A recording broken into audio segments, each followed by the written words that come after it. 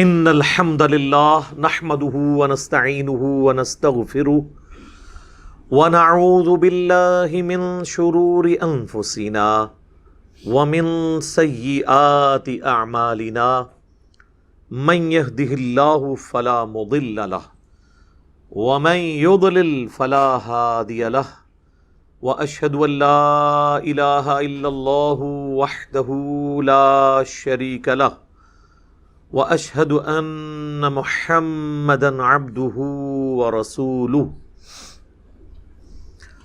اما بعد فان خير الحديث كتاب الله وخير الهدي هدي محمد صلى الله عليه وآله وسلم وشر الامور محدثاتها وكل محدثة بدعة وكل بدعة ضلالة وَكُلَّ ضَلَالَةٍ فِي النَّارِ اعوذ باللہ السمیع العلیم من الشیطان الرجیم من ہمزہ ونفخہ ونفثہ بسم اللہ الرحمن الرحیم رب اشرح لی صدری ویسر لی امری واحلل عقدۃ من لسانی یفقہوا قولی بسم اللہ الرحمن الرحیم ان اللہ وملائکتہ یصلون علی النبی یا ایہا الذین آمنوا صلوا علیہ وسلموا تسلیما اللہم صل علی محمد وعلی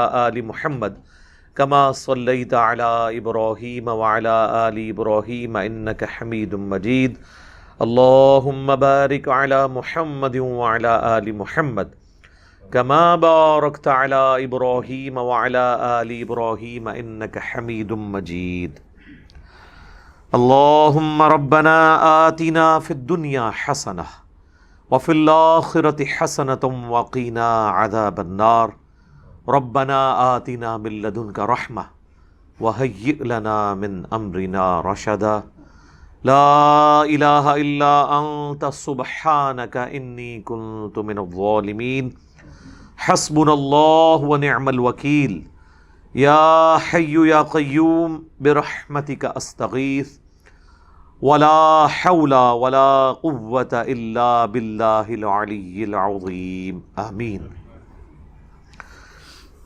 الحمدللہ آج 4 جولائی 2021 کی قرآن کلاس نمبر 83 کی اسٹوڈیو ریکارڈنگ ہونے جا رہی ہے۔ آج انشاءاللہ تعالی ہم سورۃ النساء کی آیت نمبر 116 سے سٹارٹ لیں گے، اور یہ قرآن کی مشہور ترین آیات میں سے ایک آیت ہے، اور یہ آیت مبارکہ آلریڈی سورت میں 48 نمبر پہ بھی گزر چکی ہے، تھوڑے سے فرق کے ساتھ۔ اعوذ باللہ من الشیطان الرجیم بسم اللہ الرحمن الرحیم ان اللہ لا یغفر ان یشرک بہ، بے شک اللہ تعالیٰ اس گناہ کو کبھی بھی معاف نہیں کرے گا، اور امپلائیڈ ہے قیامت کے دن۔ دنیا میں تو سورۃ الفرقان میں آیا کہ اگر کوئی شرک سے توبہ کر لے ہم اس کے گناہوں کو بھی نیکیوں سے بدل دیں گے، سورۃ الفرقان آیت نمبر 70۔ یہ آخرت کی بات ہے کہ آخرت میں کوئی اس حال میں پہنچ گیا کہ اس نے دنیا میں شرک کیا تھا، شرک جلی کیا تھا، تو بے شک اللہ اس کو کبھی معاف نہیں کرے گا کہ کوئی شخص اللہ کے حضور شرک کے ساتھ پیش ہوا۔ وَيَغْفِرُ مَا دُونَ ذَلِكَ لِمَن يَشَاءُ، اور اس کے علاوہ جتنے بھی گناہ ہیں اس کے سوا معاف کر دے گا، لیکن جس کے لیے چاہے گا۔ لِمَن يَشَاءُ یہ قید لگا دی ہے، یعنی اس میں یہ اشارہ ہے کہ شرک کے علاوہ بھی کسی گناہ کے اوپر پکڑ ہو سکتی ہے، کیٹاگوریکلی اجازت نہیں ہے کہ وہ اللہ اس کی گارنٹی دے دے۔ اس کو سپورٹیو حدیث ہے سنن نبی داؤد کے اندر، اللہ کے محبوب صلی اللہ علیہ وآلہ وسلم نے فرمایا اللہ تعالیٰ یا تو شرک کو معاف نہیں کرے گا یا پھر قتل ناحق کو معاف نہیں کرے گا کسی مؤمن کے، یعنی جس نے جان بوجھ کے کیا۔ اس کو سپورٹیو سورہ نساء کی آلریڈی آیات بھی گزر چکی ہے کہ جس نے جان بوجھ کے مؤمن کو قتل کیا اس کی جزا پھر ہمیشہ کی جہنم ہے، اور وہ اتنا کریٹیکل ٹاپک تھا، اس پہ میں نے پھر ویڈیو ڈیٹیل سے ریکارڈنگ کروائی تھی۔ Extra judicial activities, extra judicial killing, قتل ناحق، اس حوالے سے اس میں نے ساری احادیث ڈسکس کی تھی. آج محل نہیں کہ اس کی طرف جاؤں. وَمَن يُشْرِكْ بِاللَّهِ فَقَدْ ضَلَّ ضَلَالًا بَعِيدًا، اور جو کوئی اللہ کے ساتھ شرک کرتا ہے یا کرے گا، یہ دونوں چونکہ مضارع کا صیغہ ہے، تو وہ گمراہ ہوا اور گمراہی میں بھی دور جا پڑا. یہی آیت آئی تھی سورہ النساء کی آیت نمبر 48 بھی. اس میں شروع کے الفاظ تو یہی تھے، ان اللہ لا یغفر ان یشرک بہ ویغفر ما دون ذلک لمن یشاء، لیکن اس کے ساتھ آگے الفاظ کیا تھے؟ ومن یشرک باللہ فقد افترى اثما عظیما، جس نے شرک کیا تو اس نے بہت بڑا گناہ کا کام، بہت بڑا جھوٹ ہے جو اپنے رب پہ باندھ دیا. باقی شروع کے الفاظ وہی تھے. تو وہ آیت جب آئی تھی تو میں نے مسلسل 3 قرآن کلاسز صرف ایک آیت پہ لگائی تھی، 71، 72 اور 73، اور آج چل رہی ہے 83. اور اس کی جتنی نٹی گریٹیز تھیں وہ میں نے ڈسکس کی تھی. اس کے پھر کلپس بھی بنے اور الحمدللہ ملینز آف پیپل تک پہنچے ہیں جو یہ وسوسے دیتے ہیں، جو دھوکے دیتے ہیں. ظاہر ہے کہ اب شرک کو اسٹیبلش کرنے کے لیے ان کا استاد تو شیطان ہے، اور وہ وہاں سے لا کے بہانے پیش کرتا ہے کہ عقل دنگ رہ جاتی ہے کہ جی یہ بھی اس میں سے کچھ ہو سکتا ہے.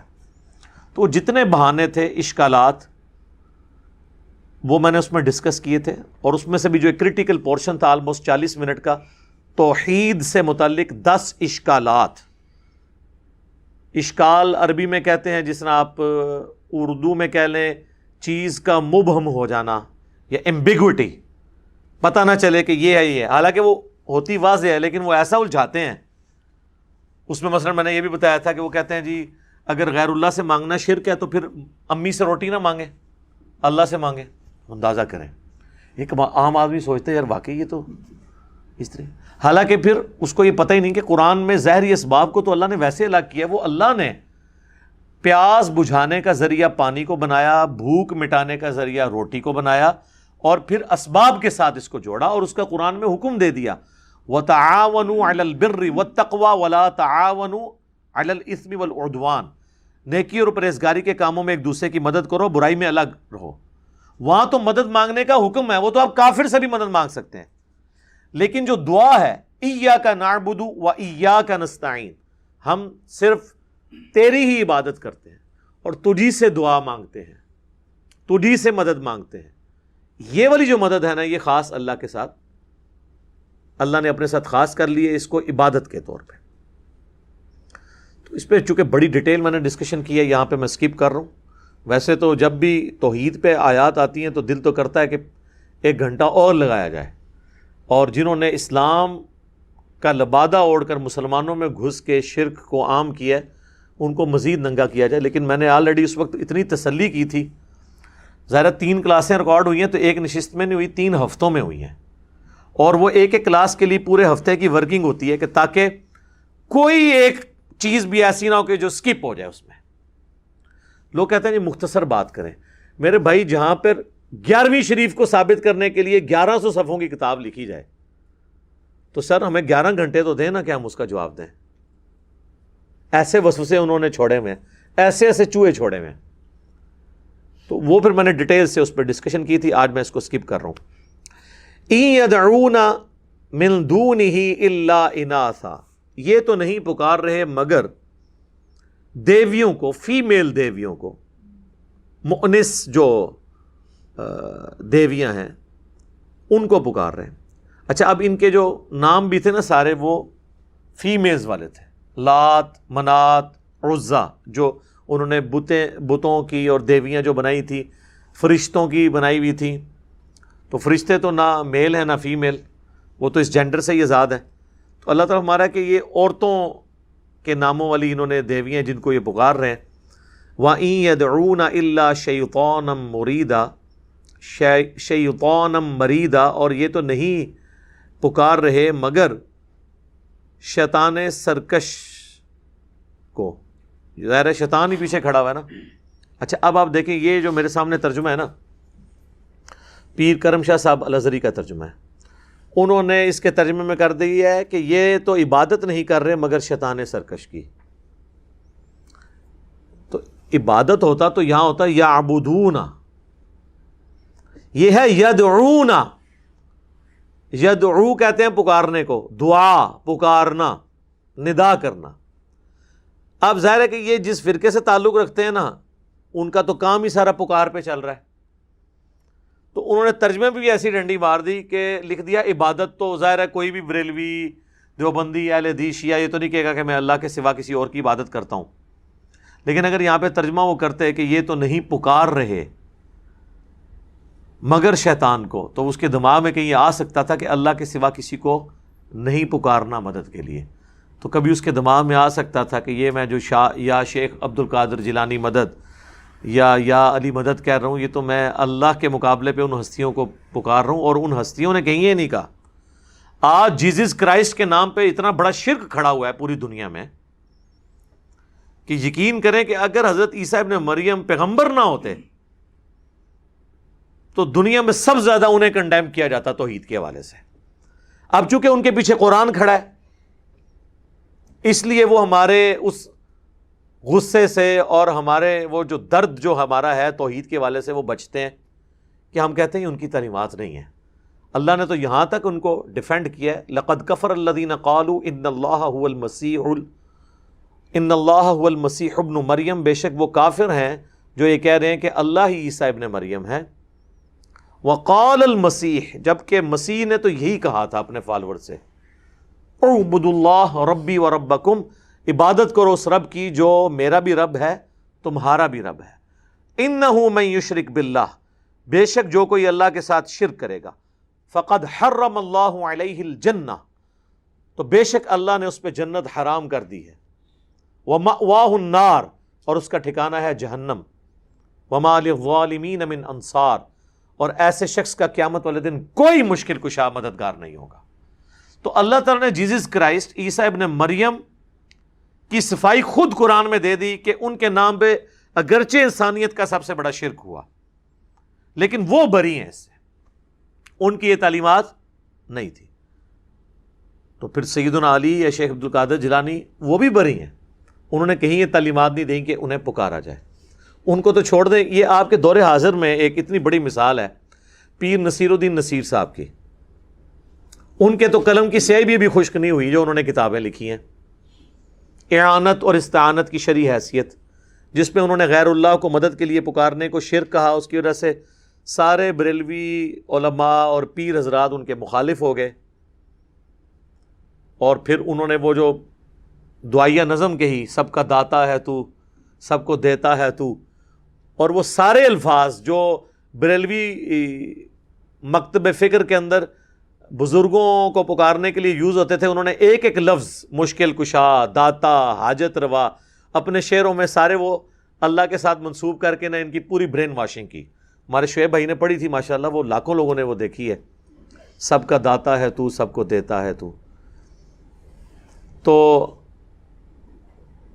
اس کے باوجود ان کو مرے ہوئے آلموسٹ 10 سال ہوئے ہیں، اور ان کے بیٹے ان کا عرس کروا رہے ہیں، بڑے بڑے بینرز لکھے ہوئے ہیں، حق نصیر، یا نصیر، اور پتہ نہیں المدد، پتہ نہیں کیا کچھ لکھا ہوا ہے.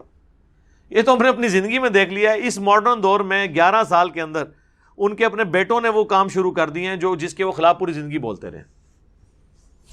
یہ واضح ثبوت ہے کہ پرانے بزرگوں کے ساتھ بھی اگر کوئی غلط بات منسوب ہوئی ہے تو اس کی کوئی ایشورٹی نہیں ہے کہ انہوں نے یہ سب کچھ کہا ہے، خصوصاً وہ لوگ جن کی ہمیں توحید ویریفائی ہو جاتی ہے باقی کتابوں سے. مثلا شیخ عبد القادر جیلانی کی کتاب ہے فتوح الغیب، اس کی شرح امام ابن تیمیہ نے لکھی ہے. توحید کا وہ آپ سمجھ لیں کہ سر چشمہ ہے، اور اس کے جتنے بھی زبردست قسم کے اقتباسات تھے نا، وہ پیر نصیر الدین صاحب نے ایک علیحدہ سے کتاب لکھی، الجواہر التوحیدیہ فی التعلیمات الغوثیہ. شیخ عبد القادر جیلانی کی تعلیمات کی روشنی میں ان کی کتابوں سے توحید کے موتی. یہ اتنی سخت کتاب لکھی ہے پیر نصیر الدین صاحب نے. ایک تو وہ شیخ عبد القادر جیلانی کے وہ سارے لیے, اس کے بعد جو انہوں نے اپنے الفاظ میں اس کی, جو میں کہتا ہوں جی کوئی یعنی اینٹی صوفی اتنے سخت الفاظ میں اسے کنڈیم نہیں کر سکتا جس طرح انہوں نے خود کیا ہے. اور ان کا میں خود اس مسند پہ بیٹھا ہوں. یہ پچھلے دنوں ہم نے جو ایک ویڈیو اپلوڈ کی تھی توحید سے متعلق 10 دھوکے, وہ آیت نمبر 48 سورۃ النساء کی, تو اس کے سٹارٹ میں ہم نے ان کی ویڈیو بھی چلائی ہے. وہ کہتے ہیں میں سب سے مضبوط گتی پہ بیٹھوں, میں تو کسی کو مشکل نہیں دور کر سکتا. اور ان کا تواڈے جو کو کر سکتے آئے جوہر دکھائے مان لیں گے. اچھا یہی بات جب ہم کرتے ہیں نا کہ ہے کوئی بابا لے کے آؤ کر کے دسے, کہتے ہیں توہین کر رہا ہے, تو وہ تو انہوں نے خود کہا ہے کہ آؤ کر کے دسو. چونکہ وہ بڑی ایک پرسنالٹی تھے اس لیے یعنی لوگ دبے الفاظ میں تو بولتے رہے لیکن اس طرح کھل کے سامنے نہیں آئے. بہرحال انہوں نے اپنا جو ڈیمیج کرنا تھا وہ کر دیا ہے. شرک کے حوالے سے جو انہوں نے شرک کو ڈیمیج کرنا تھا اور توحید کو اسٹیبلش کرنا تھا, کافی حد تک انہوں نے معاملات کر دیے الحمدللہ. تو یہ شیطان کو پکار رہے ہیں. تو اب یہاں دیکھیں انہوں نے عبادت ترجمہ کیا. اسی طریقے سے وہ سورہ الجن میں آیت آتی ہے نا, وَأَنَّ الْمَسَاجِدَ لِلَّهِ فَلَا تَدْعُوا مَعَ اللَّهِ أَحَدًا, اور یہ کہ مسجدیں خالص اللہ کے لیے ہیں, مساجد میں اللہ کے سوا کسی اور کو نہ پکارو. وہاں پہ بھی نہ بریلویوں نے ترجمہ یہی کیا ہے, مسجدیں خاص اللہ کے لیے, اللہ کے ساتھ کسی اور کی عبادت نہ کرو. اب مجھے بتائیں عبادت تو کوئی بھی نہیں کر رہا, ویسے تو پکارنا بھی عبادت ہے, لیکن عام بندے کو عبادت سے فوراً ذہن میں آتا ہے نماز, لیکن وہ بھول جاتا ہے کہ نماز خود دعا ہے. ابو داؤد, ترمذی, سنن نسائی تینوں میں حدیث موجود ہے, الدعاء هو العبادہ, دعا ہی عبادت ہے. اسی لیے قرآن میں دیکھیں ایاک نعبد کے بعد وایاک نستعین آیا, دعا کا ذکر ساتھ یہ ہے کہ اگرچہ عبادت تھی نستعین بھی, لیکن اسے علیحدہ سے مینشن کیا کہ اس میں اگر کسی کو وہم بھی آئے نا تو وہ نکل جائے. اچھا عبادت میں تو نماز, روزہ, حج, زکوٰۃ, نذر, قربانی, صدقہ سب آتا ہے. اس سب کو اللہ نے نعبدو کے ساتھ ایلیبریٹ نہیں کیا, ایک چیز کو نکال کے علیحدہ کر دیا, ایاک نعبد و ایاک نستعین. و ایاک نستعین کی کوئی ضرورت نہیں تھی نعبدو کے ہوتے ہوئے. کیوں؟ نعبدو میں کیا دعا نہیں آتی؟ سورہ فاتحہ خود دعا ہے, سجدہ, روزہ, حج, زکوٰۃ, قربانی, یہ سب آتا ہے. لیکن اللہ نے ایک چیز کو الگ نکال کے ذکر کر دیا کیونکہ اللہ کو پتا تھا کام میں دیش پیڑا ہے, اور وہ ہے وَإِيَّاكَ نَسْتَعِينُ. آپ کو مزے کی بات بتاؤں کہ ڈاکٹر فرحت ہاشمی نے نا سنت اذکار اور دعائیں ایک کتاب میں جمع کی ہیں, اور اس کتاب کا نام رکھا ہے وَإِيَّاكَ نَسْتَعِينُ. ٹھیک ہے, کیونکہ نستعین کی اپروپریٹ ٹرانسلیشن ہی یہ ہے کہ صرف تجھی سے دعا مانگتے ہیں, مدد نہیں. صرف مدد میں تو پھر وہ دھوکہ دیں گے جی, وہ تھی ہم نے وزن اٹھانا ہو تو کسی کو بلاتے ہیں نہیں مدد کے لیے, وہ اس طرف چل پڑتے ہیں. عبادت, دعا. اب نبی اسلام نے جب یہ فرمایا نا الدعاء هو العبادہ, تو اس کے ساتھ آپ نے قرآن کی آیت پڑھی سورۃ المؤمن کی, جسے سورہ غافر بھی کہتے ہیں. ان الذین یستکبرون عن عبادتی, سٹارٹ پہلے سے ہوا, آپ نے وہ پہلا حصہ پڑھا, ادعونی استجب لکم, اے میرے بندو مجھ سے مانگو میں تمہاری دعا قبول کروں گا. ان الذین یستکبرون عن عبادتی, جو تکبر کریں گے نا میری اس عبادت سے, یعنی مجھ سے دعا مانگنے سے آر محسوس کریں گے, میں انہیں ذلیل و خوار کر کے جہنم میں داخل کروں گا. اللہم اجرنا من النار. تو اب اللہ نے کہا کہ جو دعا, اس ذکر کیا کہ دعا کرو میں قبول کروں گا, اور ساتھ کا جو عبادت سے تکبر کریں گے انہیں دوزخ میں ڈالوں گا. یعنی اللہ نے خود کہہ دیا دعا کو عبادت, اور نبی اسلام نے اس کو دلیل کے طور پہ پیش کیا. آپ ذرا ان سے پوچھیں وَأَنَّ الْمَسَاجِدَ لِلَّهِ فَلَا تَدْعُوا مَعَ اللَّهِ أَحَدًا, میں یہ تدعو کا ترجمہ عبادت کر دیا آپ نے.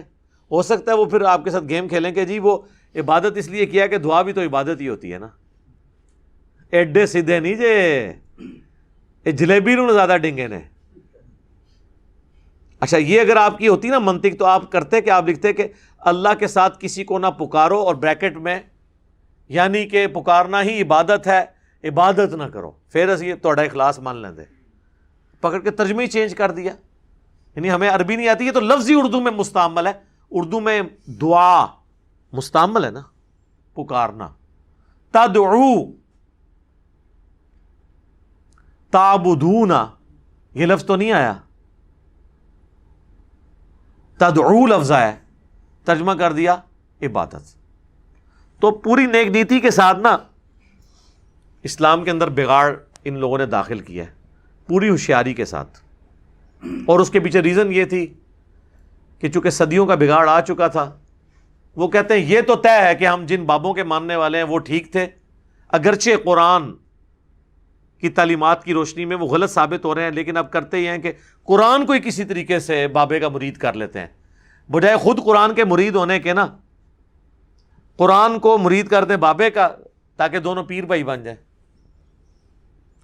سر قرآن کو تو آپ کسی پیغمبر کے تابع بھی نہیں لا سکتے. نبی علیہ السلام کو قرآن میں کئی جگہ یہ بات ارشاد ہوئی ہے، اور اس کا کلائمیکس ہے سورہ یونس. میں یقین کریں جتنی بار یہ الفاظ پڑھتا ہوں بندہ کانپ اٹھتا ہے کہ کس لیول کی گفتگو ہو رہی ہے. اس لیول پہ اتر کے بھی اگر کسی امت کو سمجھایا جائے، اس کے بعد بھی وہ امت کام ڈال دے، تو پھر سر دکھ ہی ہوتا ہے نا کہ اگر کتاب سلامت نہ رہتی پھر تو آپ کا گلہ ٹھیک تھا، کتاب بھی سلامت ہو اور حرکتیں یہ ہوں. وَإِذَا تُتْلَى عَلَيْهِمْ آيَاتُنَا، اور جب ہماری آیات ان پر پڑھی جاتی ہیں بینات روشن.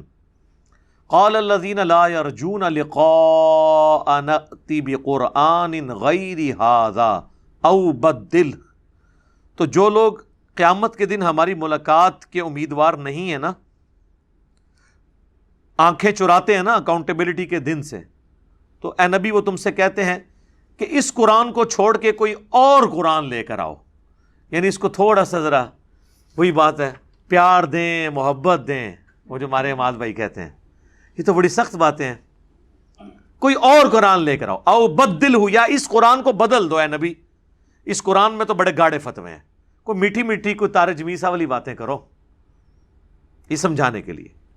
قل ما یکون لی ان ابدلہ من تلقاء نفسی، اے نبی تم فرماؤ کہ مجھے تو یہ اختیار ہی نہیں ہے کہ میں اپنی نفس کی خواہش کے ساتھ اس قرآن کے کسی حصے کو بدل سکوں. نبی کو تو اختیار نہیں ہے، لیکن نبی کے امتیوں نے اپنے بابوں کے پیچھے قرآن کا ترجمہ بھی تبدیل کیا، اس کی تفسیر بھی تبدیل کر دی.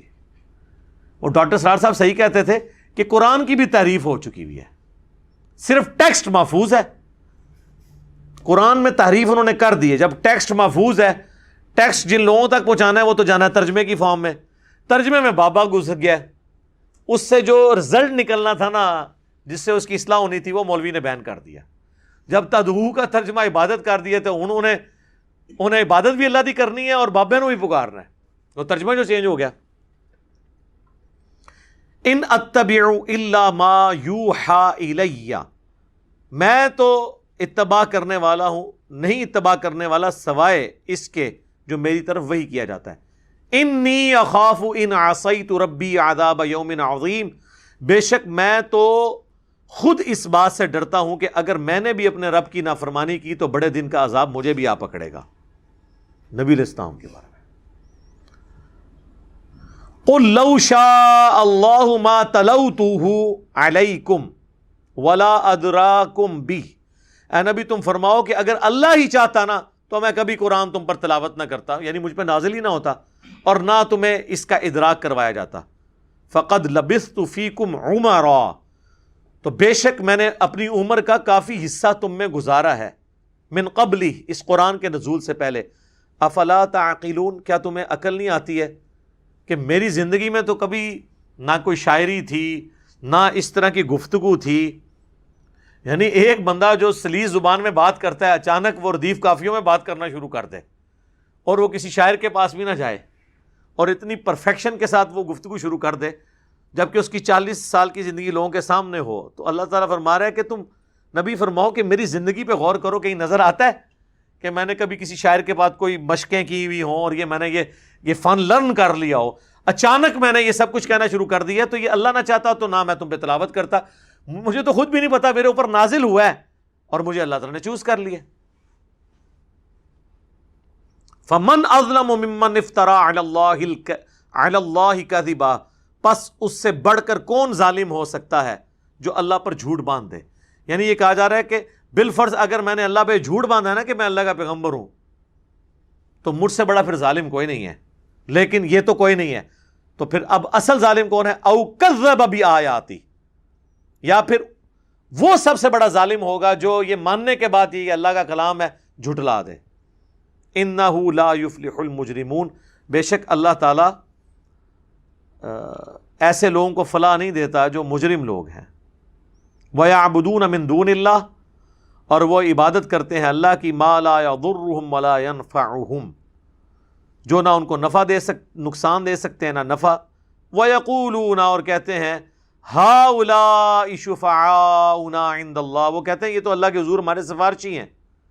قُلْ أَتُنَبِّئُونَ اللَّهَ بِمَا لَا يَعْلَمُ فِي السَّمَاوَاتِ وَلَا فِي الْأَرْضِ، کیا تم اللہ کو ایسی بات بتا رہے ہو جو اللہ کے تو علم میں آسمانوں اور زمین میں موجود ہی نہیں.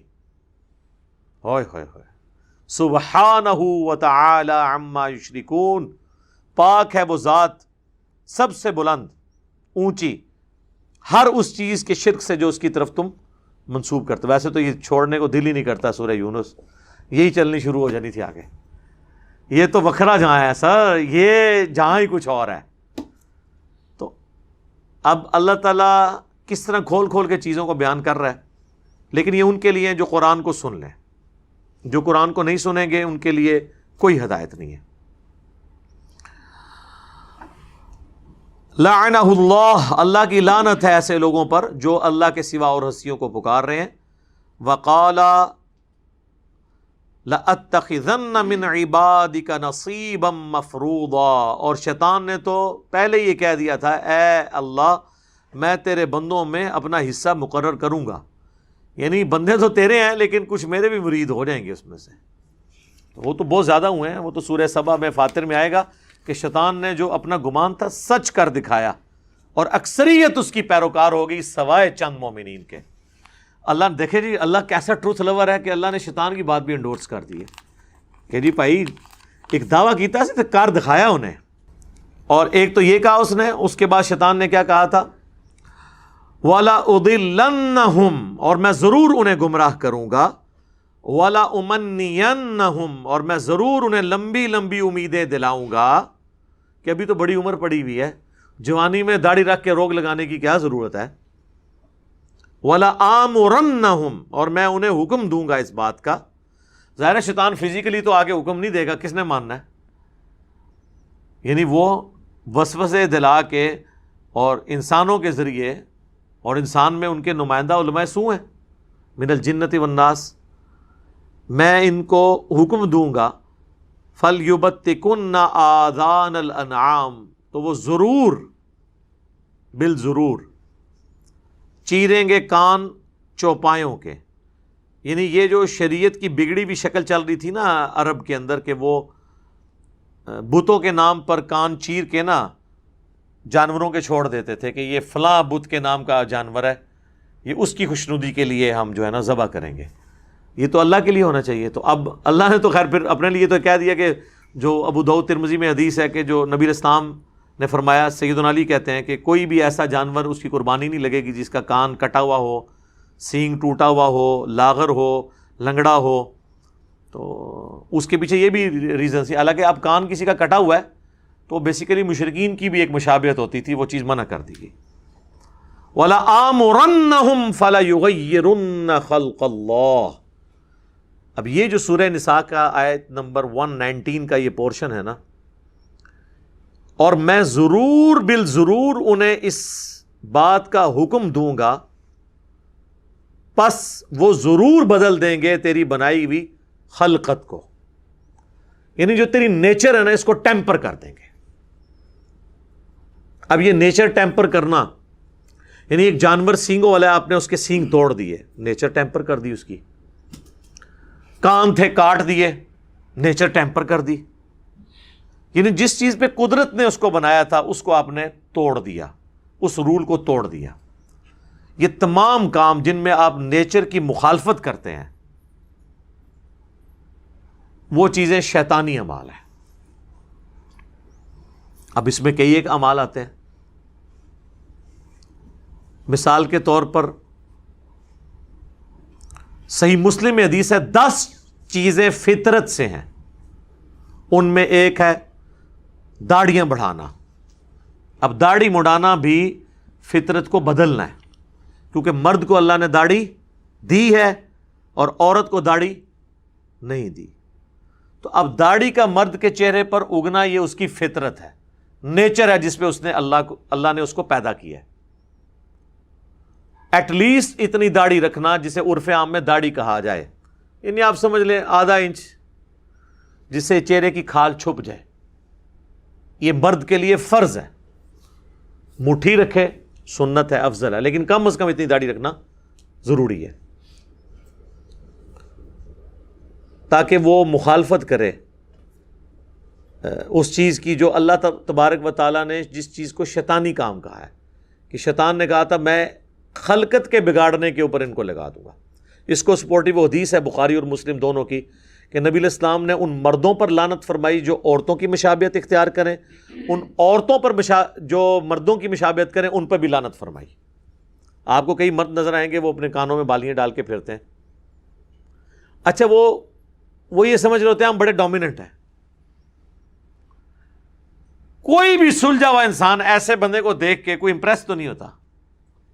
آج تک آپ میں سے کوئی بندہ اس میں تھوڑی سی عقل امپریس ہوتا ہے کہ یار کہ کان ٹوٹا جائے، اور وہ اپنے میں سمجھ رہا ہوتا ہے میں پتہ نہیں کیا توپ چیز بن گیا ہوں۔ اب کانوں میں بالیاں ڈال دی ہیں، عورتوں کی مشابہت اختیار کی، تو لعنت کا مستحق۔ اسی طریقے سے آپ دیکھیں کئی لوگ ہیں وہ ہاتھوں میں کڑے پہنتے ہیں۔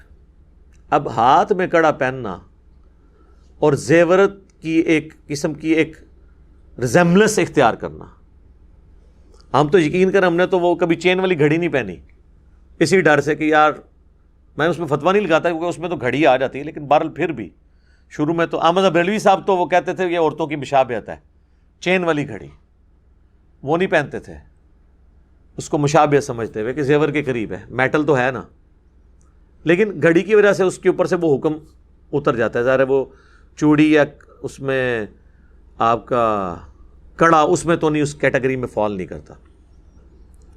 اس طرح بعض مرد بال اتنے لمبے رکھ لیتے ہیں کہ وہ اس سے نیچے چلے جاتے ہیں، شولڈر تک ٹچ کریں گے سنت ہے، شولڈر کو کراس کریں گے وہ عورتوں کے ساتھ مشابہت آ جائے گی، وہ حرام ہے۔ اور عورت شولڈر کے نیچے رکھے گی، اس سے جیسے ہی اوپر کرے گی یا ٹچ کروانے تک اس حد تک رکھے گی وہ مردوں کی مشابہت ہو جائے گی۔ تو یہ والی اسی طریقے سے کپڑے پہننے میں بھی ہے، جس طرح آج کل نعت خوانوں نے ایسے عجیب کپڑے پہنے ہوتے ہیں کہ یعنی جب تک آپ اس کی شکل نہ آپ کسی کے سامنے کریں، نچلا دھاڑا آپ دکھائیں تو وہ پتہ نہیں چلتا ہے یہ مرد ہے یا عورت ہے جس نے یہ کپڑے پہنے ہوئے۔ پہلے تو یہ صرف پہنتے تھے ہمارے یہ جو سنگر حضرات ہیں، لیکن اللہ کے فضل سے یا بلکہ کہنا چاہیے اللہ کے غضب سے نعت خواں تو جو ہے سنگرز کو بھی چھوڑ گئے، وہ پھر بھی کوئی ڈیسنٹ لباس پہنتے ہیں۔ نعت خواں تو ان کی تو پگڑیوں میں 5-5 10-10 رنگ اور گوٹے لگے ہوئے ہوتے ہیں، اور وہ اپنے طور پہ یہ سمجھ رہے ہوتے ہیں ہم اچھے لگ رہے ہیں، لیکن یقین کریں ہمارے تو چھوٹے چھوٹے بچے بھی دیکھ کے ان کو ہنستے ہیں کہ یار یہ کس قسم کے کپڑے انہوں نے پہنے ہوئے۔ تو یہ ساری مشابہت ایسی ہے جس میں انسان لعنت کا مستحق ہوگا۔ اچھا، اس میں ایک اور پہلو بھی ہے کہ اس طرح کے معاملات سے بچتے ہوئے بالکل انسان یہ نہیں ہے کہ پرانگدہ حالت میں رہنا شروع کرتا ہے۔ وہ بھی سنن نبی داؤد میں حدیث ہے، نبی علیہ السلام نے ایک شخص کو دیکھا اس کے کپڑے میلے تھے، تو آپ نے فرمایا اس کو کوئی ایسی چیز نہیں ملی کہ کپڑے دھو کے پہنتا۔ ایک شخص آیا سنن نبی داؤد میں مسند احمد میں حدیث ہے، اس کے بال بکھرے ہوئے تھے، آپ نے فرمایا تجھے کوئی کنگھی نہیں ملی تو اپنے بال سنوار لیتا، اس چیز کو ناپسند کیا۔ اسی طریقے سے سنن نبی داؤد مسند احمد میں ایک حدیث ہے، یہ ساری حدیثیں آپ کو مشکات میں کتاب اللباس چیپٹر میں مل جائیں گی۔ نبی علیہ السلام نے ایک بندے کو پرانگدہ حالت میں دیکھا، آپ نے فرمایا کہ تو کیا کرتا ہے؟ وہ کہتا ہے میری اتنی بھیڑ بکری ہیں۔ وہ بڑا امیر لینڈ لارڈ بندہ تھا، اس کے جانور ہی اتنے زیادہ تھے۔ تو آپ فرمایا تیرے کپڑے کی حالت ہے، مطلب اللہ تعالیٰ پسند فرماتا ہے کہ جب کسی کو دے تو اس کی نعمتوں کا اثر اس پہ دکھائی دے، لیکن اس میں فضول خرچی نہیں ہوگی، یہ ایسی حرکتیں نہیں ہوگی کہ جس کی وجہ سے کسی غریب کا دل دکھنا شروع ہو جائے۔ لوگ بعض اوقات پیسے کا شو آف کرتے ہیں، وہ بھی بالکل حرام ہے، یہ ذہن میں رکھیے گا، یہ دونوں ایکسٹریمز ہیں، اور نہ اس کی بنیاد پہ کوئی شخص کسی کو سادگی سے روک سکتا ہے۔ جامعہ ترمذی میں حدیث ہے، جس نے دنیا میں سادہ لباس اختیار کیا اور مہنگا لباس چھوڑ دیا تو قیامت والے دن اللہ تعالیٰ پبلکلی اسے جنت کا حلہ پہنائے گا کہ اس نے میری خاطر دنیا میں سادگی اختیار کی۔ یہ سادگی ہے، اس کا یہ مطلب نہیں کہ گندے کپڑے پہن لینے ہیں، یا وہ الیاس قادری صاحب اپنی ویڈیو میں بتا رہے تھے، فیضان سنت میں انہوں نے لکھا بھی ہوا ہے پرانے والی میں، وہ کہتے ہیں میں تو اپنے نئے سوٹ کے اوپر پیوند لگا لیتا ہوں تاکہ سنت پوری ہو جائے۔ یہ تو بدعت ہے، سنت تو یہ ہے کہ کپڑا پھٹے تو اس پہ پیوند لگایا جائے۔ نئے کپڑے کے اوپر پیوند لگانا اگر سنت ہوتی تو حضور علیہ السلام خود لگاتے، تو کہتے ہیں سنت پہ، یعنی زبردستی کی سنتیں بنا کے ان پہ عمل کرنا، یہ بھی ایکسٹریم ہے۔ دوسری طرف یہ بھی سنن ابی داؤد میں حدیث ہے، جس نے دنیا میں شہرت کا لباس پہنا قیامت والے دن اللہ اسے ذلت کا لباس پہنائے گا۔ اب شہرت کا لباس کون سا ہے؟ جس میں تکبر ہو، لوگوں کو نیچا دکھانا مقصود ہو۔ اب یہ دیکھ لیں ہمارے کئی پولیٹیشنز ہیں، میل فیمیل، آپ دیکھیں 40-40 لاکھ کے پرس انہوں نے اٹھائے ہوئے ہیں، 20-20 لاکھ کی گھڑیاں پہنی ہوئی ہیں، اور پھر باقاعدہ جب اپنے انٹرویو کرتے ہیں تو صحافیوں سے لکھواتے ہیں کہ لکھو یہ فلاں برانڈ کا ہے، یہ وہ۔ یہ تو حرام ہے، چاہے حلال کی کمائی کا بھی ہے نا، اس طرح کی نمائش کرنا حرام ہے۔ صحیح مسلم میں حدیث ہے، جس کے دل میں رائی کے دانے کے برابر بھی تکبر ہوا وہ جنت میں نہیں جائے گا۔ تو صحابہ ڈر گئے، ان کا یا رسول اللہ بعض اوقات انسان کی خواہش ہوتی ہے اس کے کپڑے جوتے لباس اچھا ہو، تو کیا یہ تکبر میں آئے گا؟ آپ نے فرمایا یہ تکبر نہیں ہے، اللہ بھی خوبصورت ہے اور خوبصورتی کو پسند فرماتا ہے۔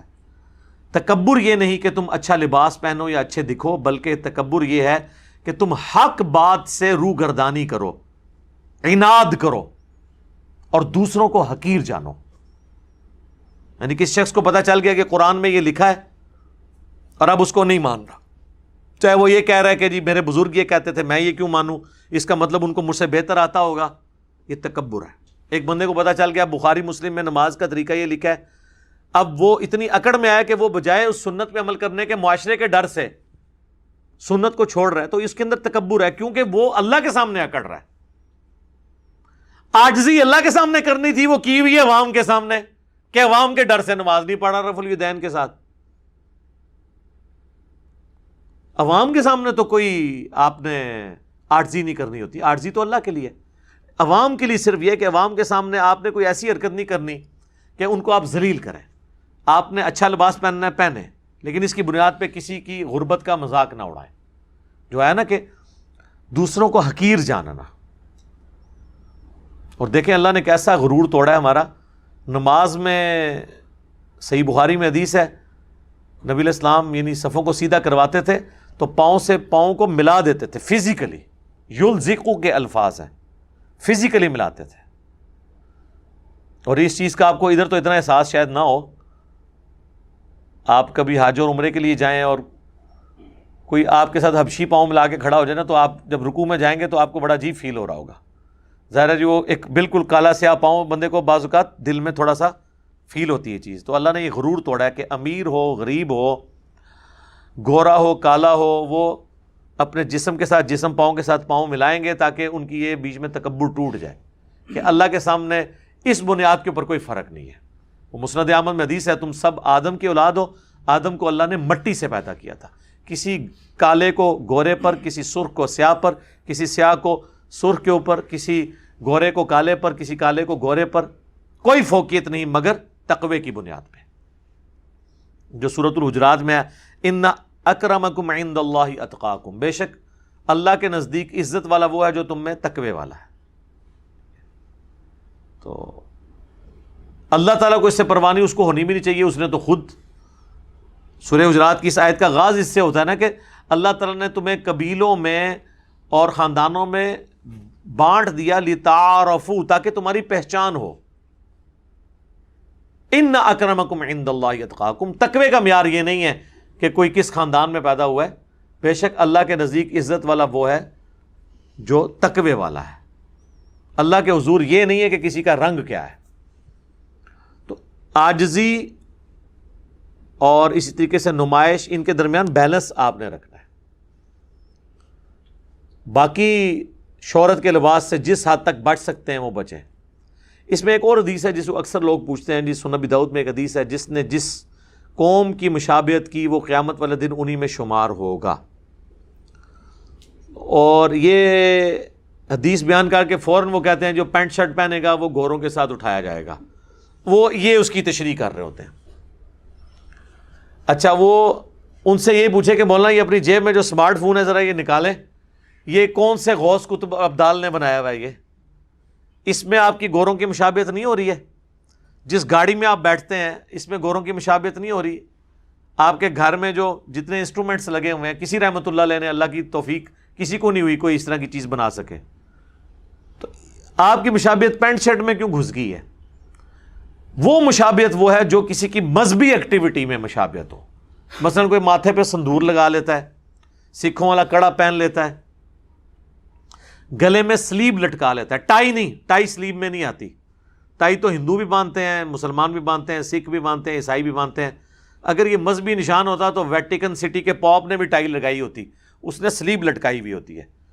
یہ وہ مشابہت ہیں جو مذہبی ایکٹیویٹیز کی مشابہت ہیں، وہ آپ کسی قوم کے ساتھ کریں گے تو قیامت والے دن ان میں شمار کیے جائیں گے۔ باقی تو ہر چیز میں اب مشابہت ہو رہی ہے، کیا کریں؟ ہمارے تو قرآن گوروں کی پرنٹنگ پریس کے اوپر چھپ رہے ہیں، حدیث کی کتابیں اس پہ چھپ رہی ہیں، تو یہ مشابہت وہ نہیں ہے جو مذہبی مشابہت ہے۔ باقی تو ٹیکنالوجی جو ہوتی تھی وہ تو اس وقت بھی ٹیکنالوجی تو کہیں سے بھی امپورٹ کی جاتی تھی۔ مثلا ہند کی تلوار مشہور تھی عرب کے ملکوں میں، المہند کہا جاتا تھا اسے۔ او المہند علی المفند دے دی چوں نکلیا ہوا ہے۔ تو حالانکہ اس وقت تو یہاں پہ سارے گمراہی تھی، لیکن تلواریں یہاں کی مانی جاتی تھی کہ ہند کی تلوار ہے، المہند، ہند کی تلوار۔ تو اب تو ہند کے مفند بھی مشہور ہیں، ہر طرف کے جنہوں نے کتابیں لکھی وہ بھی خود ان کے اندر بھی مفندین موجود ہیں، اور جن کے خلاف لکھی ان میں بھی موجود ہیں۔ وہ تو کہیں سے بھی لیا جاتا تھا۔ ایون یہ رومنز اور پرشینز کے خلاف جب جنگیں ہوئی ہیں تو مسلمانوں نے لیٹسٹ اسلحہ انہی سے ہی چھینا ہے، منجنیق مسلمانوں نے تو نہیں بنائی تھی۔ اسی طریقے سے آپ کو پتہ ہی ہے جب سلطان محمد فاتح نے فتح کیا تھا قسطنطینیہ، استنبول جسے آج کل کہتے ہیں، تو وہ جو بڑی توپ تھی نا جس کے ساتھ یہ ساری ایکٹیویٹیز کی، وہ ایک کرسچن انجینئر تھا جس نے بنائی تھی۔ انجینئر نے بنائی سی، عالم دین کو نہیں بانٹ سکی سی۔ وہ مشہور بندہ تھا، اتنی پیمنٹ پہ اس بندے کو انہوں نے بلایا تھا، ہے کرسچن تھا لیکن اس نے مسلمانوں کا ساتھ دیا۔ تو ٹیکنالوجی تو آپ کسی سے بھی لے سکتے ہیں۔ یہ جو مشابہت منع ہے وہ ریلیجس ایکٹیویٹیز میں نہیں۔ اس طریقے سے غیر مسلموں کی آپ عبادت گاہوں میں وزٹ کے لیے تو جا سکتے ہیں، لیکن جو وہ ایکٹیویٹیز شرکیہ پرفارم کر رہے ہیں اس کا حصہ آپ نہیں بن سکتے۔ وہ پھر آپ اس مشابہت میں آ جائیں گے جس کے بارے میں اتنے سخت احکامات ہیں۔ باقی اس میں تو کئی ایک باتیں ہیں جو کی جا سکتی ہیں۔ یہاں پہ میں اس ٹاپک کو کنکلوڈ کرنے سے پہلے ایک حدیث بیان کر دوں جو میری فیوریٹ حدیث ہے۔ صحیح بخاری صحیح مسلم دونوں میں حدیث موجود ہے۔ ایک عورت سیدنا عبداللہ ابن مسعود کے پاس آتی ہے اور کہتی ہے کہ حضرت میں نے سنا ہے کہ آپ ایسی عورتوں پر لعنت کرتے ہیں جو ٹیٹو بنواتی ہیں، گدواتی ہیں، اور خوبصورت دکھنے کے لیے دانتوں کے درمیان گیپ بنواتی ہیں، اور چہرے کے بال اکھاڑتی ہیں پلکنگ کے ذریعے۔ عورت وہ بال تو اکھاڑ سکتی ہے جو مردوں کی مشابہت والے ہوں جیسے مونچھیں، لیکن یہ بال نہیں اکھاڑ سکتی۔ تو ان تین قسم کی عورتوں پہ آپ لعنت کرتے ہیں۔ تو عبداللہ ابن مسعود نے فرمایا میں کیوں نہ ایسی عورتوں پہ لعنت کروں جن عورتوں پہ قرآن میں اللہ نے لعنت کی ہے۔ ہائے ہائے ہائے، وہ عورت آگے سے کوئی انڈیا پاکستان کی کوئی عاشق رسول نہیں تھی، نہ دی جو کچھ بھی ہے تیرے محبوب کی امت سے ہیں۔ اس نے قرآن پڑھا ہوا تھا، اس نے کہا حضرت میں نے پورا قرآن پڑھا ہے، مجھے تو قرآن میں ایسی کوئی آیت نہیں ملی ہے جو آپ. اچھا میرا خیال ہے آج کل کی تو عورت کوئی سوال بھی نہیں کر سکتی کسی عالم دین سے. آپ بولڈنس کا لیول دیکھیں. عبداللہ ابن مسعود، بخاری مسلم میں آیا کہ 4 بندوں سے قرآن سیکھو اگر سیکھنا ہے، ان میں ایک عبداللہ ابن مسعود ہے. اور صحیح بخاری میں آتا ہے عبداللہ ابن مسعود کہتے ہیں اگر مجھے پتا ہوتا نا کہ دنیا میں کوئی مجھ سے زیادہ قرآن جانتا ہے. اچھا ان کو کسی نے نہیں کہا بڑی متکبرانہ گلاں کر رہے ہیں، یہ انہوں نے اپنی جس فیلڈ میں اپنا ٹائم لگایا تھا ان کو فخر تھا. اس کے کیس انہوں نے کسی سے چندہ بک نہیں اس کو دی کہ جا کے پیسے لے کے آ کے مجھے سب، انہوں نے بتایا کہ میں نے ایک محنت کی ہے. تو بخاری کے الفاظ ہیں اگر مجھے پتا ہو نا کہ مجھ سے زیادہ کوئی قرآن جانتا ہے، میں اپنے اونٹوں کے جگر جلا کے نا وہاں پہ پہنچوں اس سے قرآن سیکھنے کے لیے. میں نے 80 صورتیں حضور کے پیچھے سن کے یاد کی ہیں. 80 صورتیں 114 میں سے ڈائریکٹ حضور سے سن کے. آپ تو مدرسوں میں حفظ کرواتے ہیں، اس شخص کے بارے میں سوچیں جو حضور کے پیچھے نماز تہجد میں سن کے 80 صورتیں اس نے زبانی یاد کر لی ہیں. تو وہ اتنا بڑا عالم ہے اور وہ عورت کہہ رہی ہے کہ حضرت میں نے پورا قرآن پڑھا ہے، قرآن میں تو مجھے کوئی ایسی آیت نہیں ملی ہے. یعنی ریفرنس مانگ رہا ہے. یہاں آپ اکابرین سے، مفتیات سے، بزرگان دین سے ریفرنس مانگ کے دیکھیں، وہ کہتے ہیں مجھے پتہ لگ گیا کہ ڈسلیشن تو بول رہے ہیں.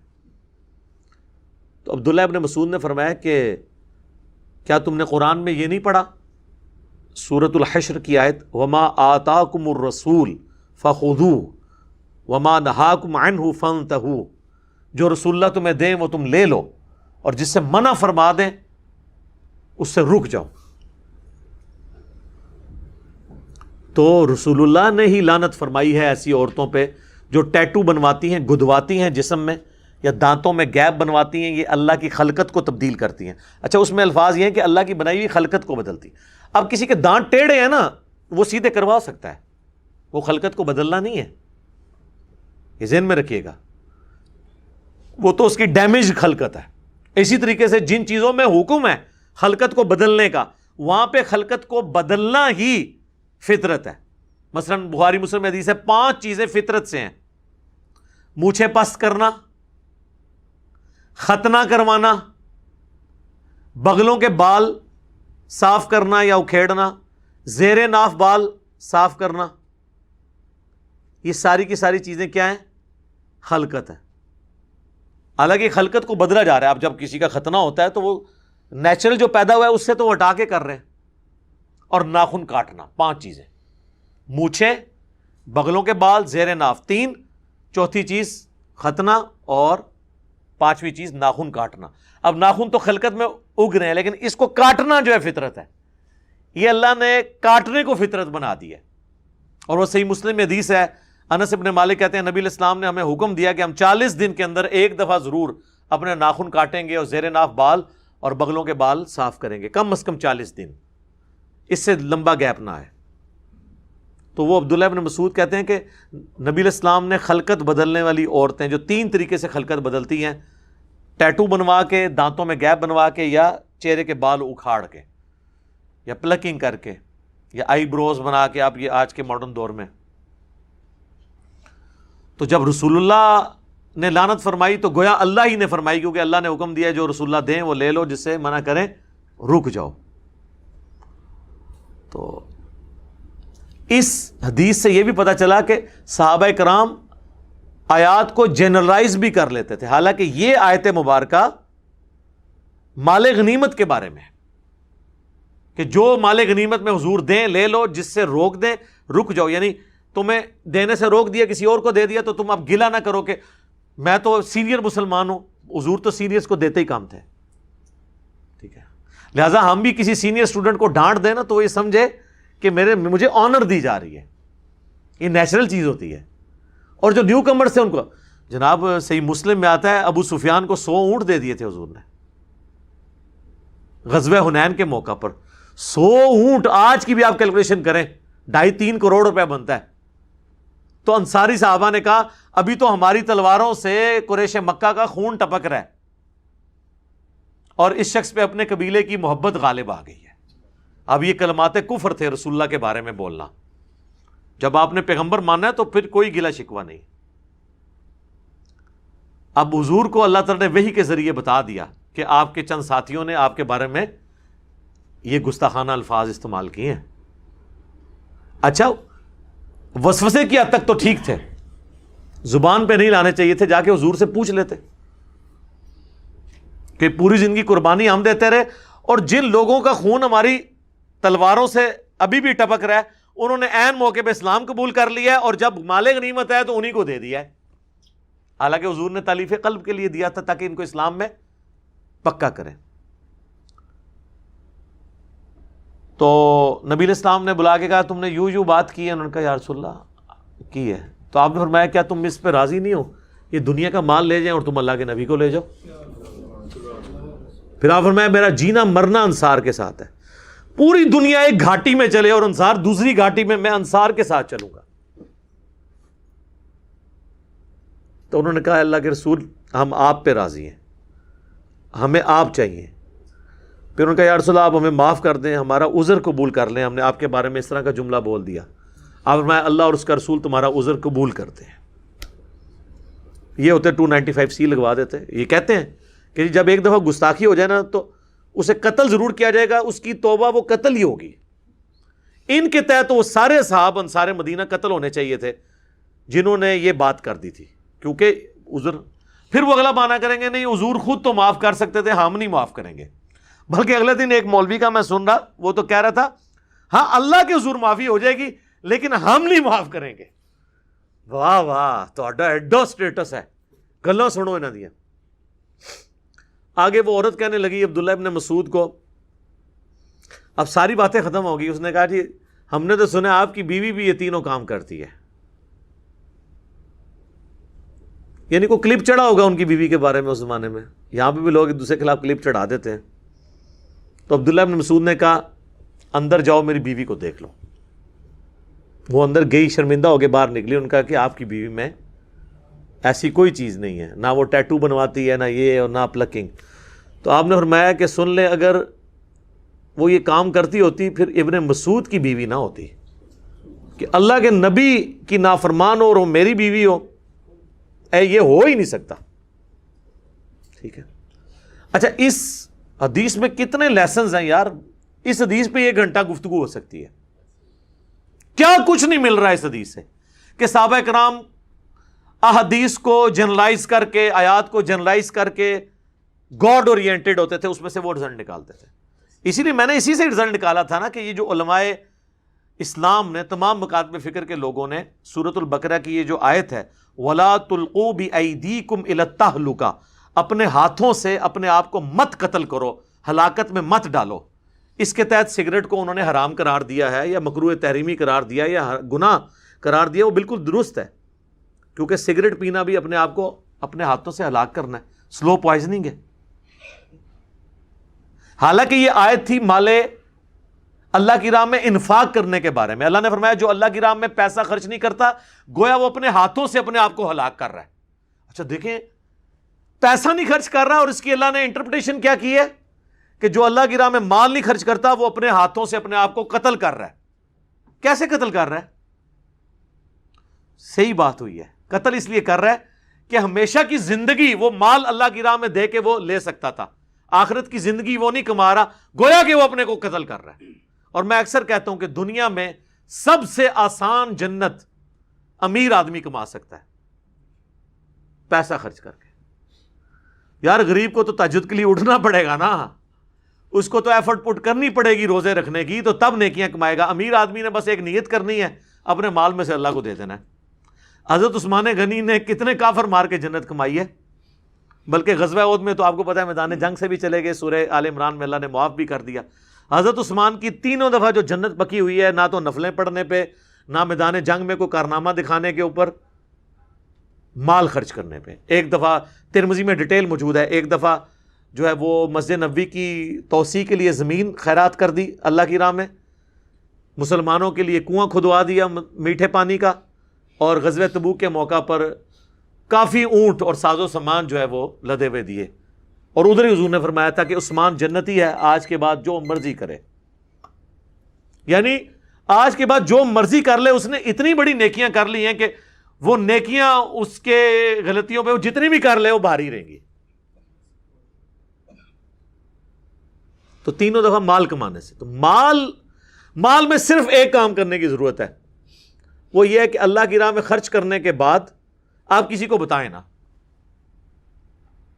اگرچہ یہ مال خرچنا ایسا ہے جس میں اللہ تعالیٰ نے ریاکاری کرنے کو بھی کسی حد تک جائز قرار دے دیا ہے، ان معنوں میں کہ جو اعلانیہ خرچ کرتا ہے تو اللہ نے اس کی بھی تعریف کر دی ہے.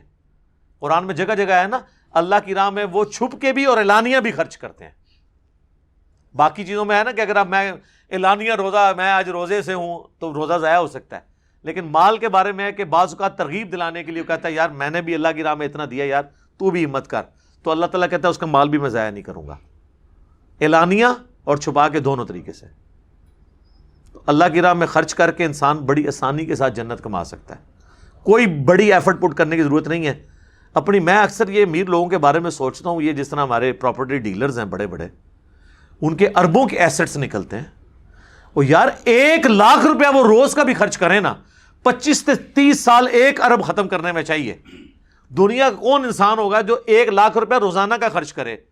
اپنے اوپر اپنی فیملی کی بھی ساری کیلکولیشن کر لے، بہت بڑی رقم ہے. لیکن آپ دیکھیں ان کے گھروں سے اتنا مال نکلتا ہے کہ مشینیں گرم ہو کے بند ہو جاتی ہیں نوٹ گننے والی. ہاں نہیں ہوئی؟ 3-3 4-4 ارب روپیہ رکھا ہوا ہے. 1,00,000 دفعہ روزانہ بندہ 1,00,000 تک گنتی نہیں گن سکتا 24 گھنٹے میں. 25-30 سال تک آپ گنتی گنتے ہیں تو 1 ارب بڑی مشکل سے پورا ہوتا ہے. اور یہاں پاکستان میں چلیں ہزاروں نہیں سینکڑوں لوگ ہیں جن کی اربوں میں ہے. ان سے پوچھیں کہ یار تم اپنی زندگی چلو لگا لو کہ زیادہ تر دنیا میں جو جیا ہے نا بندہ ابھی تک، جو ہمارے پاس کیلکولیشن ہے تو 125 کے قریب تک ہی کوئی پہنچ سکا ہے. تو تم چلو لگا لو تم بھی 125 سال زندہ رہو گے. ویسے تھے وہ جاپان ہی جی جاندے نے بندے، جاپان میں اس وقت بھی 55,000 لوگ ایسے ہیں جو 100 سال سے اوپر ہیں. دنیا میں 100 سال سے اوپر اتنے لوگ کہیں نہیں ہوتے.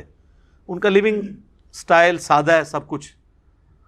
تو تم چلو چلے گئے 125 میں بھی کیلکولیشن کر لو کتنے تمہیں پیسے چاہیے، باقی خرچ کر دو اللہ کی راہ میں. بخاری مسلم دونوں میں حدیث ہے، نبی علیہ السلام نے فرمایا کہ انسان کہتا ہے میرا مال میرا مال میرا مال، پھر آپ نے وہ آیت تلاوت کی الہاکم التکاثر حتی زرتم المقابر، یعنی کثرت، مال کی کثرت نے تمہیں غافل کیے رکھا یہاں تک کہ تم قبروں کا منہ دیکھ لیا. جبکہ تیرا مال تو وہ ہے جو تو کھا لے یا پہن کر بوسیدہ کر دے، باقی تو تیرے ورثاء کا مال ہے. یا تیرا مال وہ ہے جو اللہ کی راہ میں خرچ کر کے آخرت کے لیے سٹور کر لے. بخاری مسلم دونوں میں حدیث ہے، انسان کے 3 دوست ہیں، ایک ہی قبر میں ساتھ جاتا ہے، وہ اس کے اعمال ہیں، اور 2 باہر رہ جاتے ہیں، اس کا مال اور اس کے رشتہ دار. تو آپ اللہ کی راہ میں خرچ کر کے مال کو ہمیشہ کے لیے سٹور کر سکتے ہیں. وَمَن يَتَّخِذِ الشَّيْطَانَ وَلِيًّا مِّن دُونِ اللَّهِ، اور جو کوئی شیطان کو اپنا پشت پناہ مان لے اللہ کو چھوڑ کر، فَقَدْ خَسِرَ خُسْرَانًا مُبِينًا، تو ایسا شخص جو ہے وہ نقصان میں اور بہت کھلے نقصان کے اندر مبتلا ہو گیا. اللہم لا تجعلنا منہم، آمین. یعدہم ویمنیہم، شیطان جو ہے وہ غلط امیدیں دلاتا ہے، غلط وعدے کرتا ہے اور غلط امیدیں دلاتا ہے. وما یعدہم الشیطان الا غرورا، اور شیطان کا تو وعدہ نہیں ہے مگر مکر و فریب کا. اولئک مأواہم جہنم، یہ جو لوگ شیطان کی پیروی کرتے ہیں ان کا ٹھکانہ ہے جہنم. ولا یجدون عنہا محیصا، اور وہاں پر کوئی بچنے کی راہ نہیں پائیں گے. اللہم لا تجعلنا منہم اللہم اجرنا من النار. اللہ تعالیٰ سے دعا ہے جو حق بات میں نے کہی اللہ تعالیٰ ہمارے دلوں میں راسخ فرمائے. اگر جذبات میں میرے منہ سے کوئی غلط بات نکل گئی تو اللہ تعالیٰ ہمارے دلوں سے دھو ڈالے، ہمیں معاف بھی فرما دے، ہمیں کتاب و سنت کی تعلیمات پر عمل کر کے دوسرے بھائیوں تک پہنچانے کی توفیق عطا فرمائے. سبحانک اللہم و بحمدک، اشہد ان لا الہ الا انت، استغفرک و اتوب الیک، وما علینا الا البلاغ المبین. آمین.